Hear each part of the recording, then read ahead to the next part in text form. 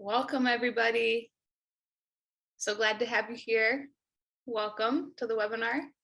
I will also introduce myself, I suppose. This is a good time to do that. My name is Carrie Sedlak, and I'm based in Madison, Wisconsin with Fair Share CSA Coalition. I'm the director of Fair Share, and then also one of the partners behind the CSA Innovation Network. And my co-facilitator today, Tricia Phelps, is also quite involved with the CSA Innovation Network and is the CEO of Taste the Local Difference in Michigan.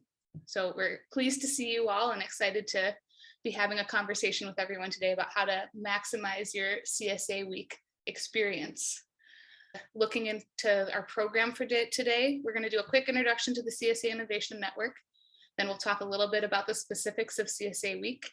And we will have 3 guest speakers with us today: Tiffany Cooper from Carnation Farms, Adrian Ploss from Hickory Hurst Farm, Tess Romansky from Fair Share CSA Coalition, and then Tricia Phelps is going to talk through some questions that folks asked on the registration form for this event, and that were common questions that y'all had around CSA Week. So we'll do that, and then we'll move into an open discussion for everybody.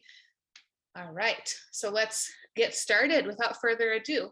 I'll keep this brief because I imagine a good number of you have probably attended a CSA Ideas Lab before and or visited our website, and we want to make sure to leave time for good discussion at the end. So the CSA Innovation Network is a national network that is designed to bring folks together, both CSA support organization, farmer support organizations, and CSA farmers, to build resources together, facilitate idea sharing, decrease duplication of resources, etc., and basically work together to lift up CSA across the US. And CSA Week is a perfect manifestation of exactly those values and goals that we're working toward as we really work to increase consumer awareness of CSA and to collaboratively work together as a community to do that, and then share resources with one another to make this week as special and impactful as possible.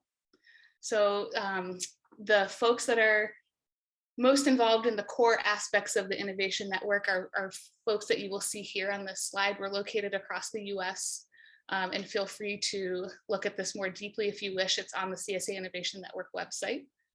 And CSA Week itself, so many of you, or I don't know, I need to look more closely at the chat, but I imagine we've got a good mix of folks here that are new to CSA Week, participating for the first time, as well as folks that have probably participated in this event back when it was CSA Day. So from a historical perspective, CSA Day was started in 2015 by Small Farm Central. That Small Farm Central has evolved and is now Harvey, if you're familiar with that, and Simon Huntley is behind both of those endeavors. And so Simon collected data through Small Farm Central to see when the majority of people or the largest number of people signed up for their CSA, and he found a specific date in February. And so then he worked with his team at Small Farm Central to create resources to support farmers in promoting CSA during that day every year from 2015 onwards. 3 years ago, Simon talked to the CSA Innovation Network about passing the torch, basically, of CSA Day onto the Innovation Network, recognizing the national reach that the CSA has. And we worked together that year to roll out a really awesome CSA Day. And then for the last 2 years, the Innovation Network has expanded that day into a week. This year, the dates are February 20th to 26th, to just recognize, like, there's a lot to talk about and a lot to promote and get excited about with CSA Week. And so we wanted to maximize the opportunities folks have to engage with their customer base and just, again, celebrate CSA together. So those are the dates. If you don't already have them marked on your calendar, you can go ahead and mark them now. And on that note, hopefully you all have had a chance to download the CSA Week promotional package for this year. If you haven't yet, we'll have the link to the promotional package. We'll place it in the chat box. And there's a whole wealth of resources within the package, some of which are similar to what we had last year and just kind of building on what we had last year. And some of them are completely new resources, like the updated CSA Week promotional graphics. So we have a whole new suite of social media graphics for you to use. And those graphics are organized into 3 value buckets, so to speak, that really resonate with CSA consumers. And that those areas are the farmer-member relationship, healthy eating, fresh eating, and then cooking, really enjoying cooking. So you'll see those 3 areas highly represented in the graphics. And they are customizable, as are a very exciting new resource that Trisha is going to talk about in a moment, about a CSA infographic piece. Really quick, other things you can find in the package are messaging hooks, press release templates, and then email templates, promotional email templates for you to send out to your customers or potential members. So make sure you download that package that's really rich, full of data. And Trisha is going to share this really exciting new resource that's in there. Yeah, hi everyone. I'm popping in for just a quick slide at the top. But this CSA infographic is something that Taste Local Difference, along with the CSA in marketing team, has come up with for this year. So basically, it's a collection of infographics that are highlighting the 4 most common CSA membership styles as a way to educate consumers about what those styles are, the different ways you can kind of participate in a CSA. So the styles we identified were traditional, market card, customizable, and market style. So you'll see in that download, you'll be able to see the infographics themselves as PDFs, but then also there's a link in there to use this customizable template on Canva to make that into your own. So if you see something that doesn't exactly fit with your specific type of CSA, but you want to have a similar sort of infographic to communicate all of that, you're able to edit that, both the text and the various imagery that we have in there. You can edit that in Canva. Thanks, Trisha, and we can't wait to hear how you all use this and implement this resource. Also, one more note, if you haven't had a chance to sign up on the CSA Week Participant Map, it's brand new. We just launched it a handful of days ago. I really encourage you to go just put in your basic information there and see your location, your farm location or farmer support organization location pop up on the map. And so we get a good idea of just who's participating in CSA Week across the nation. This is something that was part of Small Farm Central's CSA Day offerings, that they had a map like this, and so we're really pleased to be bringing it back this year. So go ahead and fill it out as time allows on your end. And now we're going to launch into getting to hear a bit more from our presenters today about how they have implemented successful CSA weeks, CSA Week strategies in their home area with their farm. And so Tiffany Cooper is joining us from Carnation, Washington. She's the Director of Agriculture at Carnation Farms, which is a nonprofit that is working to transform the way that people eat. Thanks for joining us, Tiffany. Thanks for having me. So yeah, I am excited to be here. A little bit about my background. I have been farming for 15 years, and I have been at family farms and also at a few nonprofit farms, but all of them have been CSA farms. So for the last 15 years, I've managed different CSAs. And coming back to that, I really like a market style CSA. So every week, what we do is we set up this board that I kind of have a slide picture of. That was week 17, and those are all the things that people get. And we set up all of the vegetables just around kind of like a farmer's market. And we say, take 1 head of lettuce and 2 jalapenos and a head of cauliflower and 2 pounds of tomatoes and etc. Like, we just have them pick what they want. And sometimes they have a choice in their CSA every week. And so we have them come to the farm. So we don't pack boxes. We invite people over about a 3 to 4 hour period onto the farm.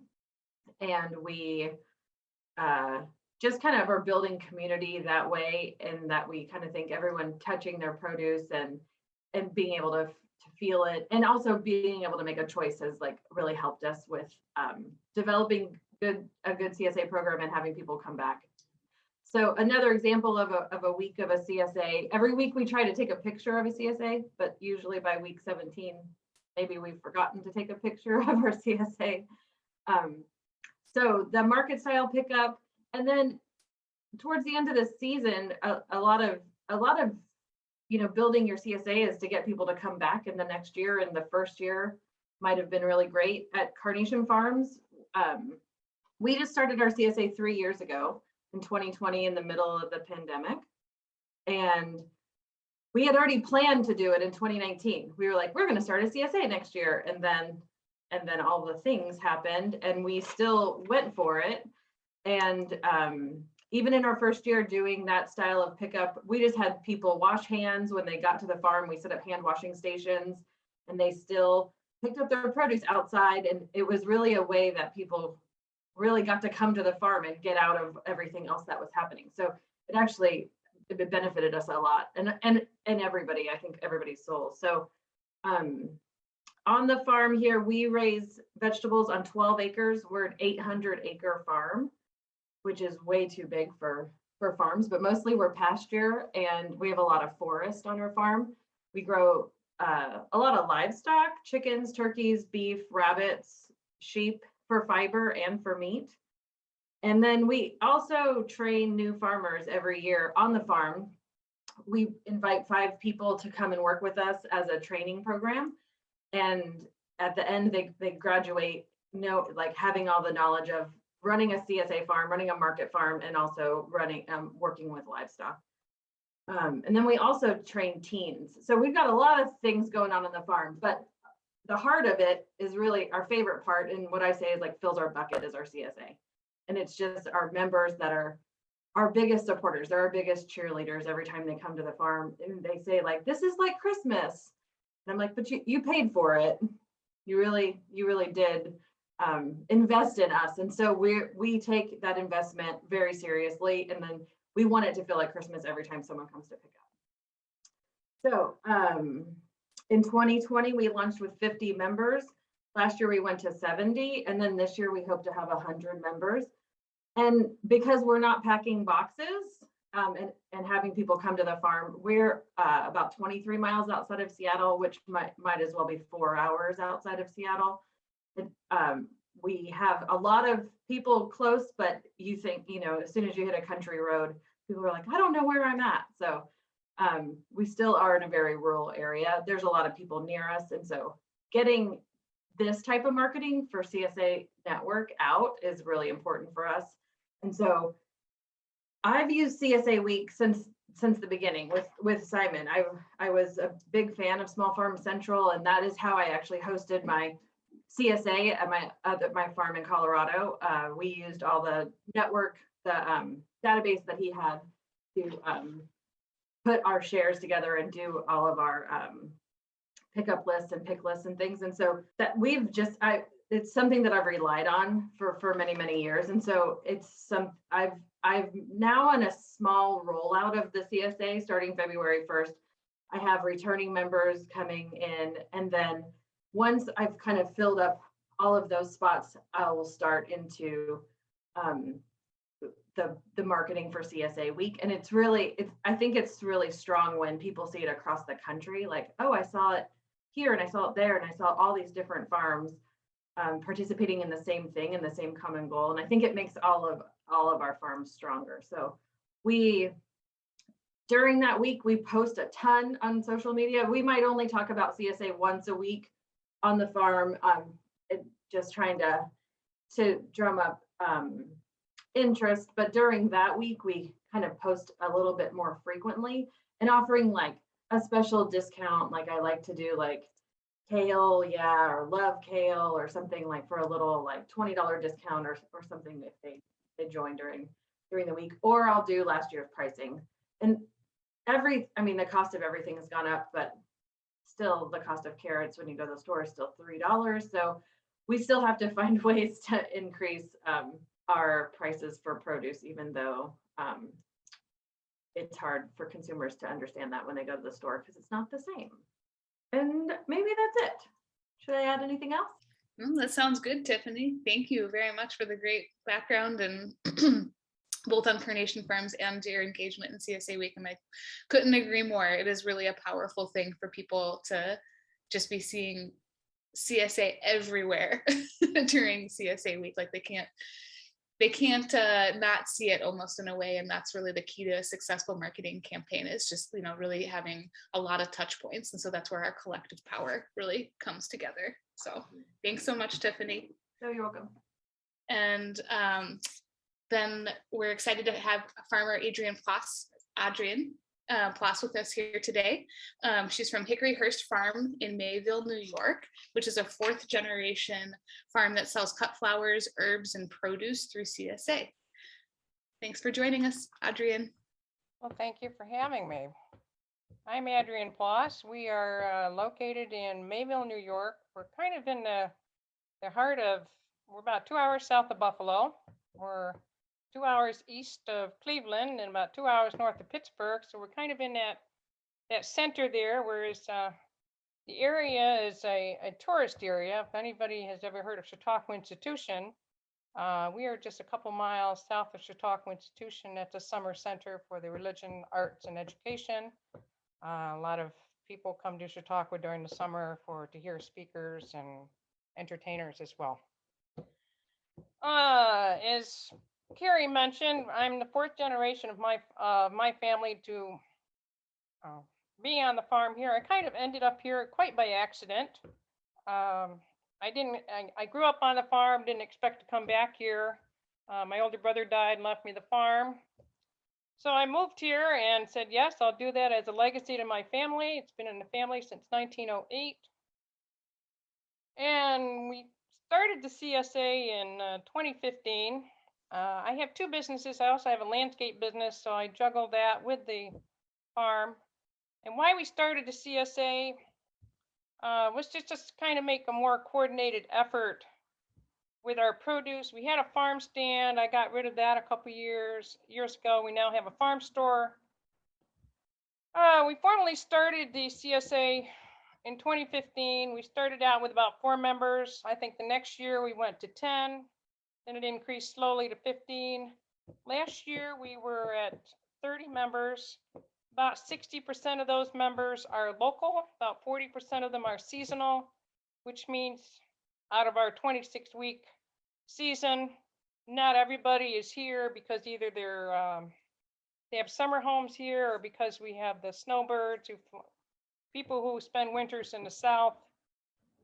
About 60% of the people who we have are with us for all 26 weeks of the season. I see somebody here is from Fredonia. Yeah.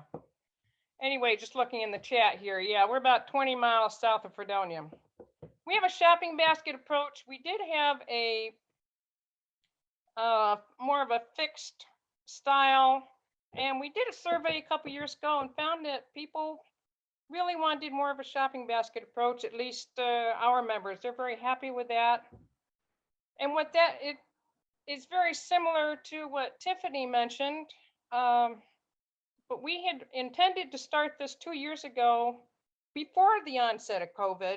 And then when COVID hit, our original intention was people would come to the farm and, they'll see all the produce, be able to pick out what they want.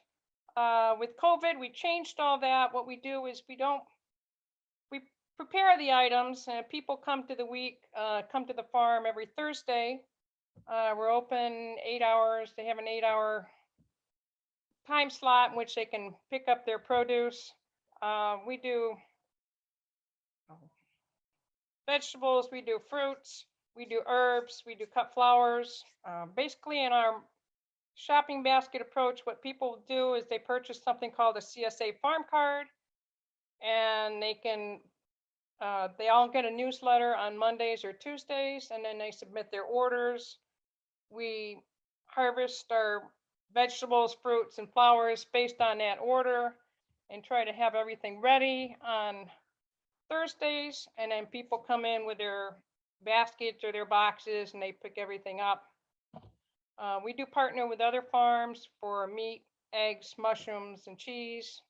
I mentioned newsletter. We also, last year, what we also did was we added native perennials. We are certified organic. So our native perennials are now certified organic. We added potted vegetable plants. So under that CSA market card, what we call it, people, CSA members can get vegetables, they can get herbs, they can get native perennials, they can get cut flowers. They don't have to worry about not showing up. I assume if I don't get an order, then somebody's not going to, somebody's not going to want to pick up a CSA basket that week. We've been involved with the CSA Innovation Network for the last probably 3 years. I think last year was kind of a turning point for us in working with the CSA Innovation Network, because I really paid attention to the paid very close attention to the CSA Promotion Week. And we used that promo packet that they had last year, and I found that really made a big difference, using the testimonials, using more recipes, getting more members involved. And we also did another survey this year, and we found that we just about 2 months ago, right around Christmas time. And I was a little scared to do that. That was the most intense survey I had ever done, but it really reinforced what some of my gut feelings about, somebody had made some comments about this, somebody didn't like that. As a result of that, we have a higher retention rate. This year, we have about a 70% retention rate compared to prior years. When we first started out, it was, I think people were kind of fishing, trying to see, let's try this and see how it goes. So that's really good for us. If you can have a 70 to 80% retention rate, that is super. We have about 30 members. We hope to increase that to 35. I don't want to get that too big. I want to keep the small, keep it manageable. Even though we have 96 acres, we have about 45 acres of woodlot. We have about 25 acres in hay. I just want to keep that very small and manageable. As I'm getting older, I want to work smarter, not harder. Some of the other things that we do promote the social media, promote the CSA a lot on social media during the CSA week. We try to do that after Christmas time too, after the end of the year, try to keep that interest out there. It's also, sometimes it's kind of hard to wear all those different hats, but the other part is, as a farmer, as an owner, somebody once said to me, you're going to spend 80% of your time marketing. If not, then you might want to reevaluate what you're doing. So one of the things another couple things out of that survey was, how about a farm to table dinner? How about you pick flowers for just CSA members? So we're going to do that this year. I guess the resonating message was that the members wanted more connection with the farm and more connection with me. I just kind of stay in the background, trying to make sure everything stays on track. So, and as a result of that, I've been writing a book on kind of a compilation of newsletters from the last 5 years that we're doing, and getting very good response out of the story of that. I think that's pretty much what I have to say. Thanks so much, Adrian. It's really fascinating to hear what you're hearing from your members, and awesome to hear that they're excited to spend more time with you. And again, that's just a great connection to CSA Week, because it's your chance to do that, to really tell your story. Step on that turning point. Yeah, absolutely. Thank you again, Adrian, very much. And our final speaker today, Tess Romansky, is here with us from Fair Share CSA Coalition, based in Madison, Wisconsin. Tess is the communications coordinator there, and Fair Share is a nonprofit that connects and supports farmers and eaters through CSA. Tess, thanks for joining us. Thanks, Carrie. So as Carrie mentioned, we are a nonprofit in Madison, but we serve farms throughout the Midwest. Our farms are primarily small scale, organic, and run CSAs. And so I'm going to talk just briefly about some of the ways that we use CSA Week as a farm support organization. CSA Week is a great way for farms themselves to promote, tell stories. As Adrian mentioned, people really crave the connection with their farmers, especially a lot of CSA members. And so CSA Week is a great way for farms to do that. But as a farm support organization, we have a broad geographical reach. We have a lot of farms. And so thinking about CSA Week as an educational opportunity to promote our farms.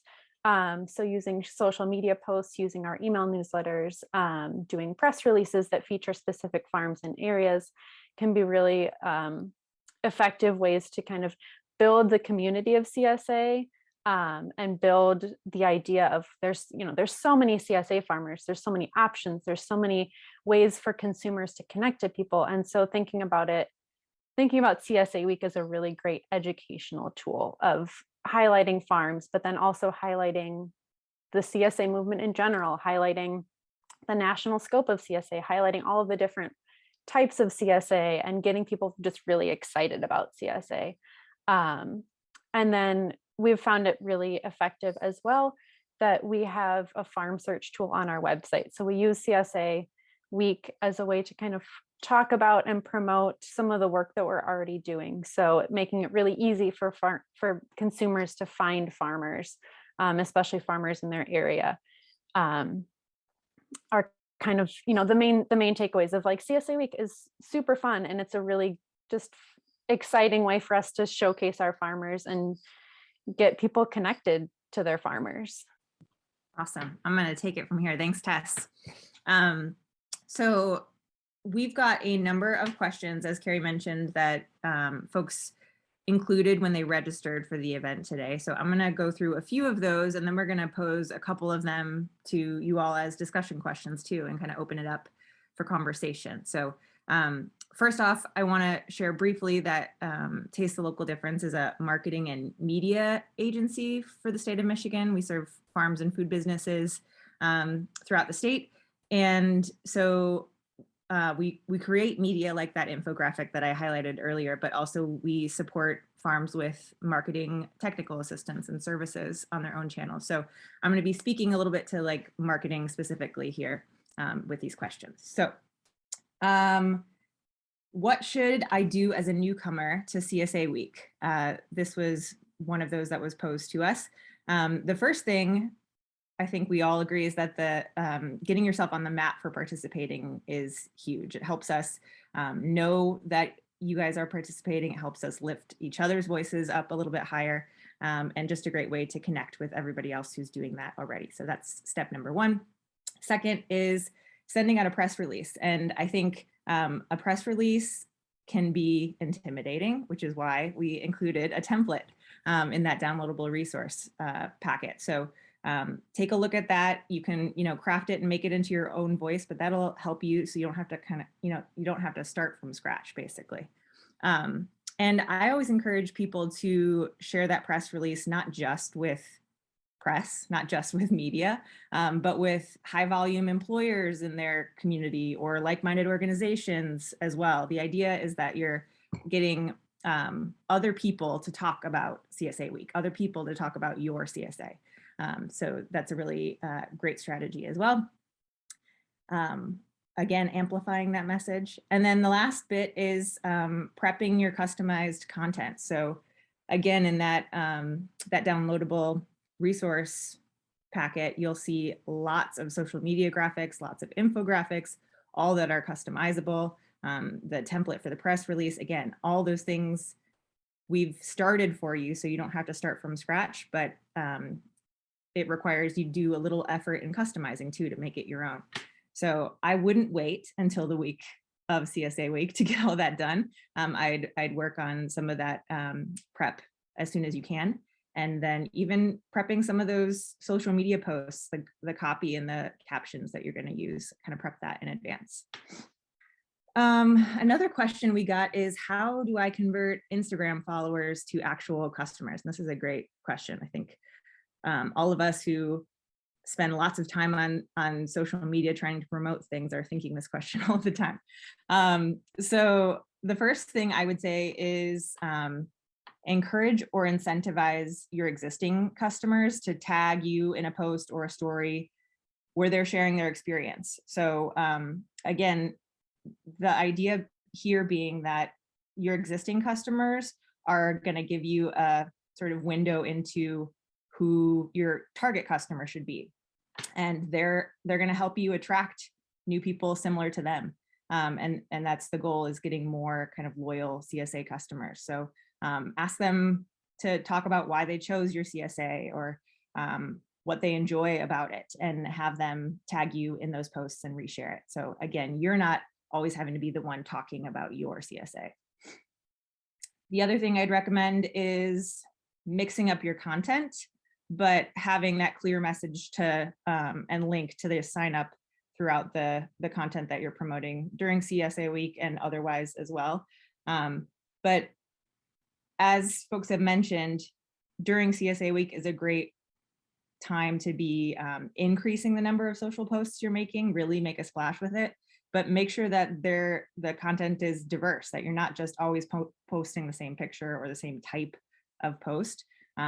Give them faces of existing customers one day, or raw products, ingredients another day, maybe photos of meals people have cooked and shared with you, images of the farm. Even doing a Q&A is a really great way to engage people with you and help them understand that you're a human behind that social media presence too. And then the last thing I would say is be responsive and engage with comments. So don't just let comments sit there, like them, respond to them, communicate with folks. Again, it's that idea that there's a human on the other side.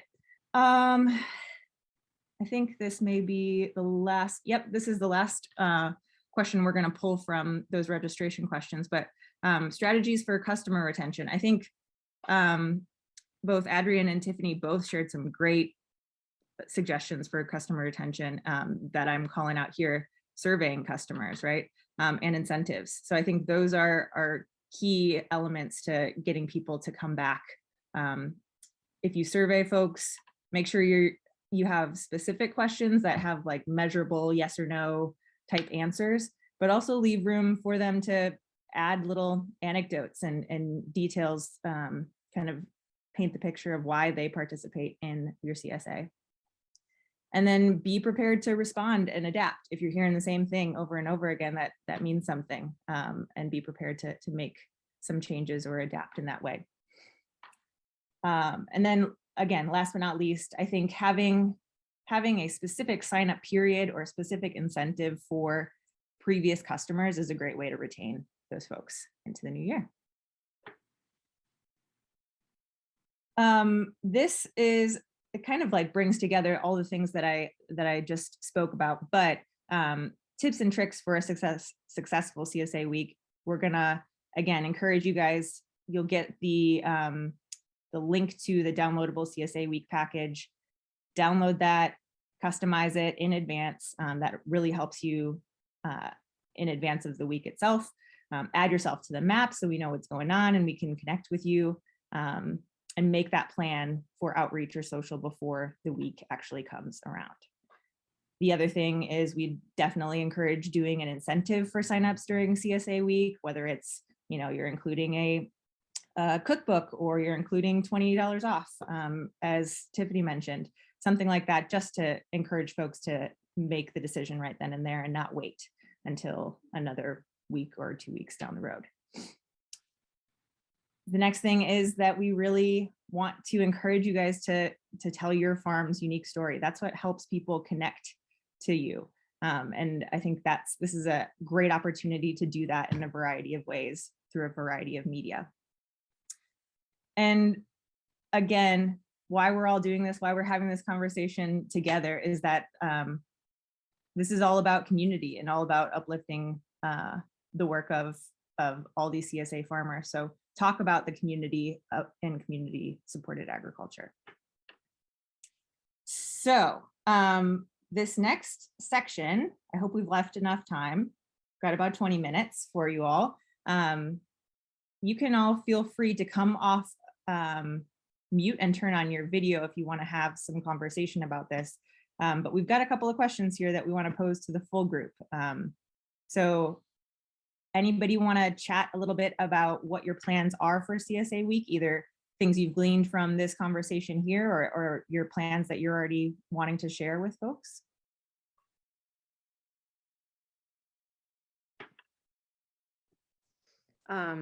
we don't have this specifically planned yet, but something that we're going to try and do and throughout the year, but specifically during CSA week, is to try and partner with local like food or beverage folks I mean, we're in Chicago, or we're based out of Chicago. And so there's a lot of, everyone's following their favorite chefs and bartenders on Instagram now. So trying to talk to them and say, hey, can we give you some of our produce to work with?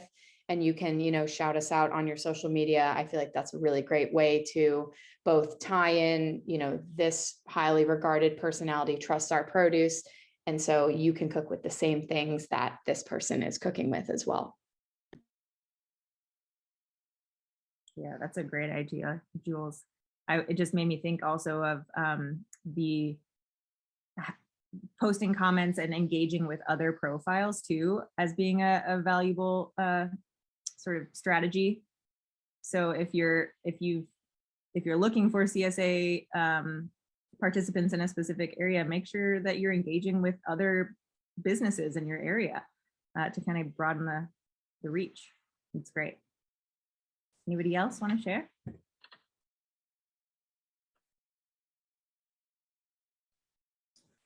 We do something very similar with our wholesale customers, or with our wholesale customers, and we're partnering with another local business that they're butchers, and they buy a lot of our food too to incorporate into their sausages. So we're also offering a meat share this year with our produce. So we're pretty excited that they have a fantastic social media and we're a new farm. So we're able to get that reach as well.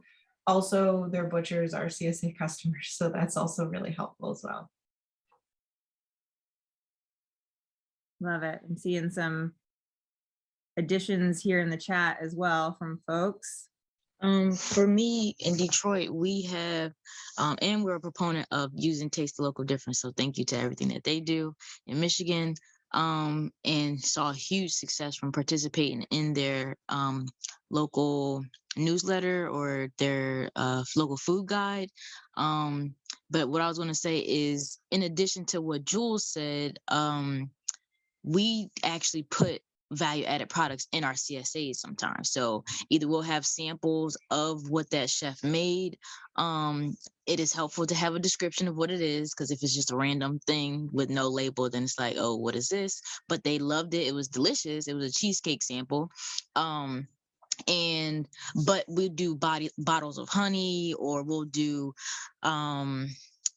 tea samples, different value-added products like ginger teas, and we're a Black-owned business, so we'll highlight specific businesses too, and tell a story about those as well as people want to know about the farmers. They may love to support local and small businesses as well. Love that. You can add great variety that way and help uplift other businesses too. That's awesome. Any other thoughts, folks, on their plans for CSA week? Any incentives you guys are offering during that week? Oh, sure. I don't know. Can you hear me or no? We can. Oh, good. I don't know. Oh, there you go. I just came in from inside. No, I didn't just come in from inside. But yeah, we have been doing CSA week probably for, I think 5-6 years, something like that. We try to throw in a little incentive for people to swipe their card, basically. You know, if you go through the effort of doing all the marketing and social media stuff and saying, hey, it's CSA, well, it was actually CSA Day, right, a couple of years ago, but saying, oh, this is CSA week. You know, we use it basically as a good reason to talk to our customers again, you know, shovel out of the snow and say it's almost spring. Well, not really, but, you know, it's a good time for us to shake the tree a little bit, I would say, almost. That sounds maybe not too, you know, too nice, but that's what it comes down to. If I don't sell the shares, I'm going to, yeah, have to find something else to do or something. So, yeah, that's that. We get usually with our campaigns for the CSA week, we get like maybe like, I think last year was like 35 people signing up. I thought that was pretty decent. The year before, like in 2020, CSA week was before the COVID pandemic broke. So I think we had like about 20 people sign up or something like that. So yeah, we just, you know, try to put up a little incentive, nothing fantastic, nothing super dramatic, because the margins are just high as it is. And I think you got to be honest about your CSA share pricing also, if you start to lay it out and see, you know, how much you can incentivize, and if it comes out of like the you know, the tail end of your profit basically, then things are not really good. But people really respond to having a short time campaign going with something to get them enthusiastic about swiping the card or telling their friends or whatever. So that's what I'm trying to do again this year. Yeah. And this thing gets me thinking about it. There you go. Thanks, Raymond. You're welcome. Yeah, that's great. Incentives like taking some dollars off, or maybe adding in a like specialty good or something like that. I think those are great. I'm curious if people have ever done like refer a friend incentives. Yeah, we tried it. And we tried to do the refer a friend thing for years, actually. And it seems to work really badly. And I don't know why that is. I mean, we gave people like, at the peak of this thing, I think we gave them like $50 off on the share. And the share at that point was probably around $400. So that's kind of substantial. And we thought, well, you know what? We can give them the $50 because if you get them in our CSA, they're likely going to stay. We got like a pretty stable retention rate of about 70%. So it's kind of a good investment, we thought. But people are not talking to their friends about CSA at all. At least for our group. I mean, it might be different in other areas of the country, but you know, if we had like maybe like, you know, like this is like on a 300 member CSA. Okay, so if you get like maybe like, I think if I wrote like 10 checks a year, that would be like a lot, you know, for that incentive specifically. And I think people are more, you know, it gets complicated because then you got to say, oh yeah, Raymond, I referred Annabelle to the CSA and she's going to sign up.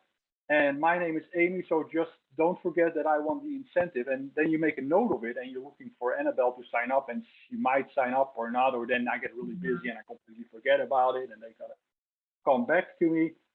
You know, it just people didn't want to take the extra step, you know. I mean, it just seems to be difficult. I wonder, I was just going to add, Raymond, that we've heard at Fair Share and then just across from different farms across the US through the Innovation Network, that word of mouth is actually like really a powerful way of folks connecting and linking into becoming a CSA member themselves. I wonder if it's the incentive part that for some reason just doesn't matter as much, because maybe somebody is going to join because they want to join. It resonates with their values and what they would like to be doing. I don't know, Trish, if you have any thoughts on that, but because it's interesting, like your experience is very valid, and also like it's interesting hearing some of the other data points that we've heard in that.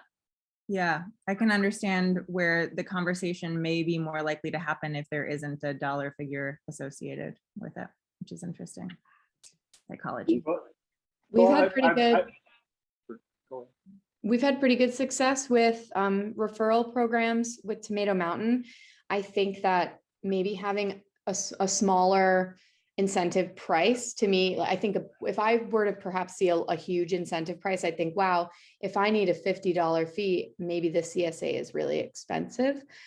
We have a smaller incentive price and it kind of changes seasonally, where, you know, the new person gets that credit added to their account, and then their referring current member gets it added to their account. And I think a small price, then they're like, okay, like it's not a pointless amount. You know, we've done like $9, which is we are a delivery CSA. So that then eliminates the delivery fee, which is something that can be off-putting to people. And maybe then also with that explaining like why our prices the way they are, it kind of maybe a smaller amount may make people think I don't really need to invest that much, and it might get them into it a little more. Yeah, that's a great point. And I think also the idea that maybe if there's a large amount taken off, then is it really of that value? Might be what people are thinking, you know? Yeah, that's great. Glad to hear it, Jules. On the incentive front, I don't know if folks saw that, but Matt Frank from Big River Farms wrote in how they offer a CSA Week promo code to take off essentially what their delivery fee is for shares. So that's like $54 for a half or a full share. So that's a pretty sweet incentive. Mhm. Any other incentives folks want to talk about or that you're doing?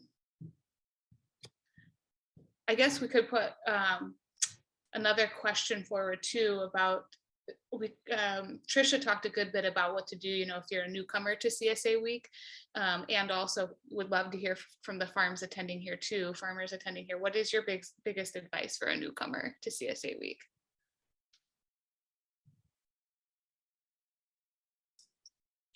One of the biggest things that has sat in my heart from one of my farming mentors about CSA, because I was so stressed out, last year was my first year.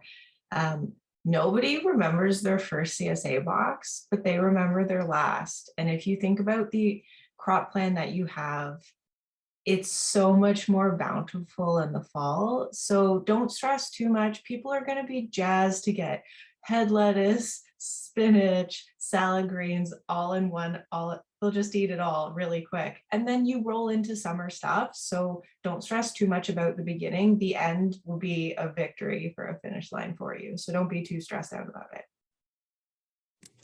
Hi, this is my first year doing this. First year doing the CSA. I farmed last year for my first year, but I have been a CSA member at other local farms. So I would offer advice to some of us newbies. If you've been a part of a CSA, just remember what you really enjoyed about that. I've been, going back and harvesting memories of like what boxes I enjoyed, what communication I enjoyed. So remember that it might not feel like it, but you're a good resource too, of kind of what your experience has been and how you want people to have your experience too. Any other advice for folks? Feel free to use the chat too if coming off and talking on the screen is not your thing. What do you think, Trisha? Should we end with one last question? I was just going to mention, I'm sorry. No, you're fine. I wanted to mention just me, just starting out, just as someone who started on the tail end again, just as someone who received a CSA box, and keeping that in mind while I'm venturing out into opening up my own with a couple other collective farmers. We were really big on making sure that we engaged the community. And we did that a lot. Not only, we did it through a lot of different polls and surveys, but we really found that they really like it when you check up on them. So it may seem sometimes tedious to like either shoot a text message or shoot an email like newsletter, but they really actually look forward to those so that they can kind of, come to events that they didn't maybe know about, or even find out about other events in their community. Because one of the things that I noticed from the people that visited my personal farm, my home garden, and then the people that I saw that actually came to the farmers market was that the more they saw me, the more I got to know them personally. And that really shaped my influence, not only with just them, but also their outlook on my business and the CSA itself. They got cool with my children. They played with my children. They made more conscious decisions to keep the money in their community, as opposed to maybe going to a large wholesaler like Meijer or Kroger. So reminding yourself that yes, these are customers and you are trying to make money. These people really care about who you are and the passion and the whole reason you got into this business. So being a little bit more transparent, although I know we are private with our lives, lets your patrons really get a look at who you are and the change that they want to possibly be as well.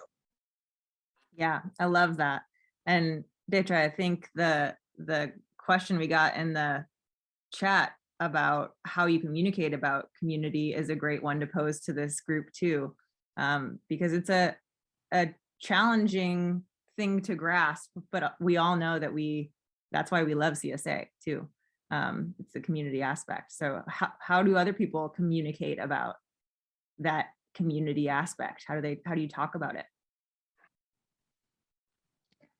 Oh, if you're asking me personally, I'm a member of my food policy council. So to be completely honest, no matter where I go, I'm always talking about fresh fruits and vegetables, to the point where sometimes, like, I think just giving a person a card, or even just kind of like letting them know that there's farmers markets or CSAs in their surrounding, because that's the one thing that people don't think about with COVID and everything. People want to be healthier, and people don't know that they can start by choosing local, as opposed to, you know what I mean? So there's all those aspects of it. So even just kind of not only, I love posting on Instagram about local farmers markets just in my region. Me, just as a Detroiter, I don't just list the one that's closest to me or that I like going to. I like to list about 5 or 6. And that way it gives people on all different sides, on different, no matter where they live, they can find one that's close to them that they can go to. And then also just bringing it up at other community events, so that way they can include that in their newsletters. Because I've got a lot of people just want me to go ahead and push the CSA box, just because they're like, we're always hearing about it. We want to do it. We've been hearing about this. We want to see it. So yeah, just that conversation, being transparent with the other community members, and not being afraid to let them know what's going on, or sending them a few free samples, or inviting them to a dinner so they can see what you're doing. Because if they don't know, they can't tell other people. Yeah, and it sounds like you're a resource in that way too, right? Like making those connections. That's great. Definitely bridging the gap in food systems, schools, markets, people that are in policy advocation, like making sure that we just think about customers, but there are people that are on a lot of different levels in food system. If they aren't growers themselves, they may just want to support. If they are policymakers and they want to see legislative change, they have a different avenue, but everyone has to eat. So being able to, pinpoint those different sectors within the food system has been really pivotal for me. That's great. Love it, guys. Looks like there are still some comments and conversations happening in the chat, but we're going to wrap up this conversation and hope that things can keep going throughout CSA Week and beyond. So first off, these slides will be shared in a follow-up email. You should have the link to the promo package, but I think we'll include that in there as well. And in addition, that CSA participant map. So if you haven't signed up to say that you're going to be participating in CSA Week, please do that. And we just want to thank you all for attending. Thanks for spending the last hour with us and having that conversation. We will throw a link to a session eval in the chat. We'll have this recording available as well that we will put up on YouTube and on the website. And then, of course, if you haven't checked out the CSA Innovation Network's resource library, it's a huge asset. Talk about a resource, and we'll also include all of these things in there in that resource library. If you've got things to add, you can add things in there as well. So take a look. Thanks, everybody. Happy CSA Week coming up here. Can't wait to see y'all out there.